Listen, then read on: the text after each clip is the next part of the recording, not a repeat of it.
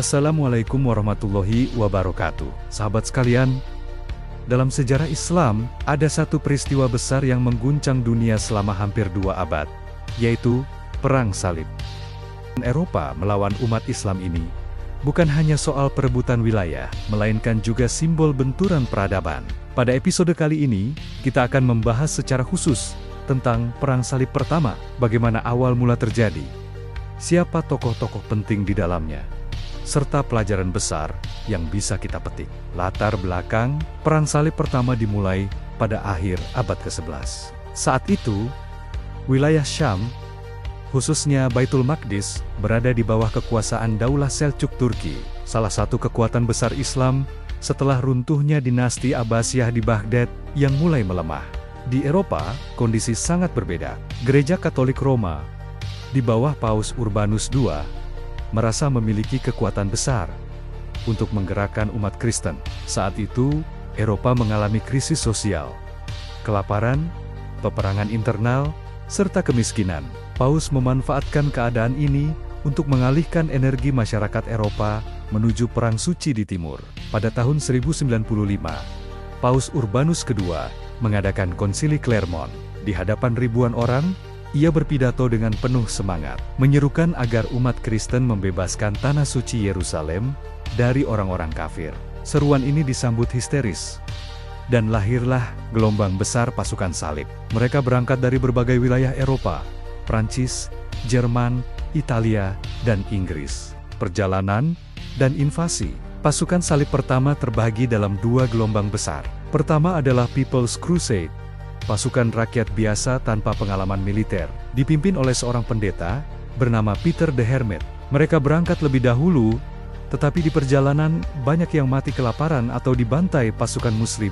Gelombang kedua adalah pasukan satria yang jauh lebih terlatih. Mereka terdiri dari bangsawan-bangsawan Eropa, seperti Godfrey de Bouillon, Raymond dari Toulouse, dan Bohemond dari Taranto. Mereka menyeberangi Konstantinopel dengan bantuan Kekaisaran Bizantium, lalu bergerak menuju Anatolia, merebut kota-kota penting, hingga akhirnya mendekati Suriah dan Palestina. Pada saat itu, dunia Islam sebenarnya memiliki kekuatan besar, tetapi sayangnya tercerai-berai. Kekhalifahan Abbasiyah di Baghdad tidak cukup kuat untuk mengkoordinasikan umat. Dinasti Seljuk juga sibuk dengan konflik internal. Perpecahan ini dimanfaatkan pasukan salib untuk masuk lebih dalam ke jantung wilayah Islam.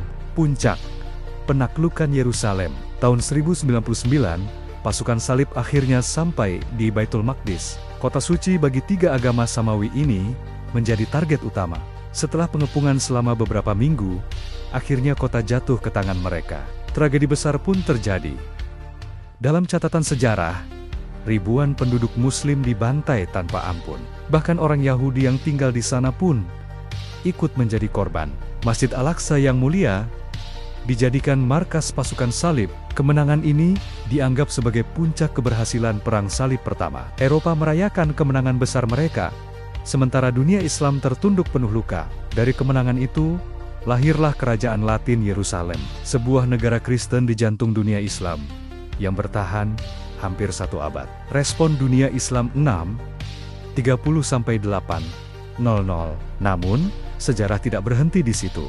Meski awalnya dunia Islam terpecah, semangat jihad mulai bangkit. Muncul tokoh-tokoh seperti Imaduddin Zangi, Nuruddin Mahmud Zangi, dan puncaknya adalah Salahuddin Al-Ayyubi. Generasi inilah yang nantinya akan menyatukan umat Islam, merebut kembali Baitul Maqdis, dan membuktikan bahwa meskipun fitnah dan kekalahan besar menimpa, umat Islam tetap memiliki kekuatan bangkit. Perang Salib menjadi bukti bahwa perpecahan hanya melahirkan kelemahan, sedangkan persatuan melahirkan kejayaan, hikmah, dan pelajaran. Sahabat sekalian, dari Perang Salib pertama kita belajar beberapa hal penting. Ke-1, bahaya perpecahan umat dunia Islam saat itu lemah, bukan karena musuh lebih kuat, tetapi karena umat terpecah belah. Kekuatan propaganda Paus Urbanus II berhasil menggerakkan seluruh Eropa, hanya dengan seruan agama dan janji surga. 3. Pentingnya persatuan politik dan militer. Tanpa persatuan, wilayah suci pun bisa direbut. 4 Januari J. Kemenangan dari Allah, meski awalnya kalah, umat Islam akhirnya mampu bangkit dengan generasi pejuang baru. Demikianlah kisah Perang Salib pertama, benturan peradaban yang mengguncang dunia Islam. Mari kita ambil pelajaran bahwa persatuan adalah kunci kejayaan, dan fitnah adalah jalan kehancuran. Semoga kisah ini menjadi pengingat bagi kita semua. Jangan lupa dukung channel ini dengan like, share dan subscribe, agar semakin semangat menghadirkan sejarah Islam yang penuh hikmah. Wassalamualaikum warahmatullahi wabarakatuh.